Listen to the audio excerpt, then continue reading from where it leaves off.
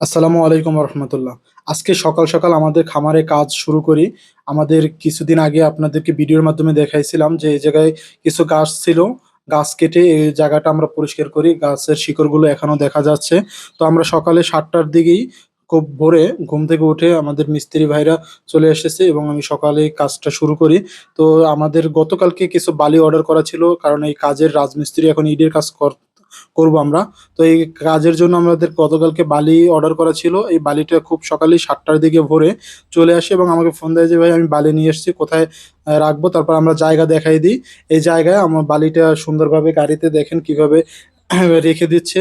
তো আমার চাচা ছিল সামনে, আমার মেজো চাচা। তো চাচা দেখিয়ে দিচ্ছিল যে কিভাবে বালিটা রাখবে। তো গাড়িওয়ালা ভাই খুব সুন্দরভাবে বালিটা ওই জায়গায় ফালানোর চেষ্টা করতেছে। কিন্তু তারপরও কিছু বালি রাস্তার ভিতরে চলে আসে। যদিও এটা একটা ইউনিয়নের মেইন রোড। তো এই রাস্তায় অনেক গাড়ি-গুড়ি চলে এবং আমাদের এই অঞ্চলে খুব বেশি তরমুজ চাষ হয় এবং বর্তমানে তরমুজের অনেক বড়, বড় গাড়ি এখান থেকে ট্রাক এবং লরি, বিভিন্ন গাড়ি বড়, বড় যেগুলো যাতায়াত করে, যাতায়াতের জন্য রাস্তায় যদি আমাদের বালিটা পড়ে থাকে এটা খুব সমস্যার সৃষ্টি হবে। পরবর্তীতে যেগুলো রাস্তায় বালি চলে আসে আমরা ওইটা সরানোর চেষ্টা করি এবং পরবর্তীতে আমরা গতকালকেই অর্ডার করা ছিল আমাদের ৩,০০০ এর মতন ইট, ১ নাম্বার ইট। এটা হলো যে ৳১১,৫০০ আমাদের এই জায়গায় এসে গাড়ি ভাড়া সহ পৌঁছেছে। তো আপনাদের অঞ্চলে হয়তোবা বিভিন্ন অঞ্চলে বিভিন্ন রকমের দাম থাকতে পারে। অনেক অঞ্চলে কমও থাকতে পারে, অনেক অঞ্চলে বেশি থাকতে পারে। তো ঈদের পরবর্তী সময়ের কারণে এখন একটু ইটের এবং বালির ২ টিরই দাম বাড়ছে। কারণ যারা আ আ বা ঢাকাতে থাকে বা দূর অঞ্চলে থাকে, তারা বাড়িতে এসে এখন বিভিন্ন ধরনের বাসাবাড়ির কাজ ধরেছে এবং এর চাহিদা অনেক বেশি থাকার কারণে তো এটার দাম বেড়ে গেছে। তো ট্রাক্টরের যে ড্রাইভার ছিল সে খুব দক্ষতার সাথে আমাদের এই জায়গায় ইটগুলো ফালানোর ব্যবস্থা করেছে। আমার চাচা সে দেখিয়ে দিচ্ছে আর আমি এটা আপনাদের জন্য ভিডিও করার চেষ্টা করেছিলাম। কিন্তু ট্রাক্টর যে জায়গায় আমাদের ইটগুলো ফালাইছে, তো এই জায়গায় আমাদের আসলে আ অনেকটা অনিরাপদ। কারণ হলো যে এই রোডে অনেক বড়, বড় গাড়ি চলে।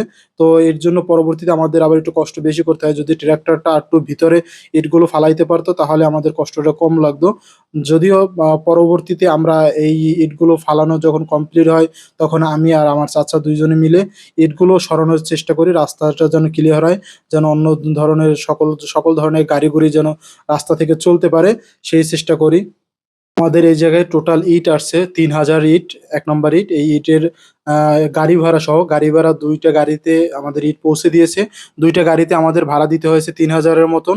আর আপনার বাকি টাকা ইটে লাগছে। আমাদের টোটাল ইটে টাকা দিতে হয়েছে ৳৩৪,২০০। তো আমাদের ৳৩৪,২০০ য় আমরা ৩,০০০ ইট আমাদের কাজের স্থানে, কর্মস্থানে আমরা পৌঁছাইতে পারছি।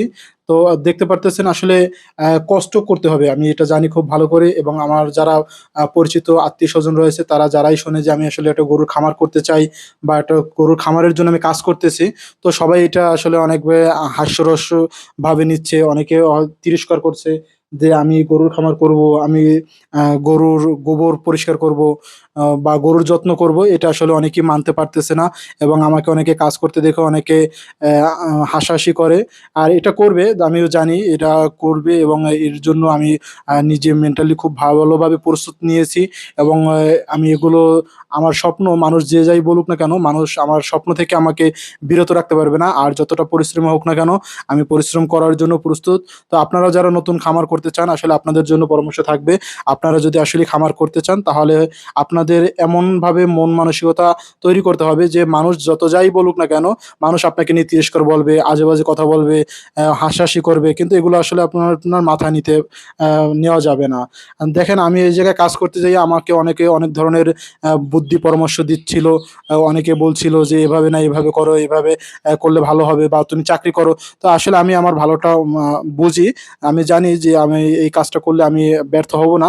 আমার নিজের ভিতরে কনফিডেন্স আছে। আপনারাও যারা কাজগুলো করতে চান, এই সেক্টরটাকে ভালোবাসেন, খামারটাকে ভালোবাসেন, গরু পালনকে ভালোবাসেন, আপনাদেরকেও বলি আপনাদের শুধু ভালোবাসা না, আপনাদের দৃঢ় মনোবলের দরকার আছে এবং শক্তি ও সাহস উভয়েরই দরকার আছে। এই কাজটা খুবই সাহসিকতার একটা কাজ। আমি একটা জব করতাম, ওই জব থেকে এসে এখন এই গরুর ফার্মের জন্য আমি কাজ করতেছি। তো আমি খুব শীঘ্রই আমার এই জায়গায় যেন গরু পালনের উপযুক্ত করতে পারি। দেখতে পারতেছেন প্রচন্ড গরম, খুবই তাপদাহ চলছে। আমরা যারা কাজ করতেছিলাম প্রচণ্ড কষ্ট হচ্ছিল আমাদের। সকলে আমাদের জন্য দোয়া করবেন।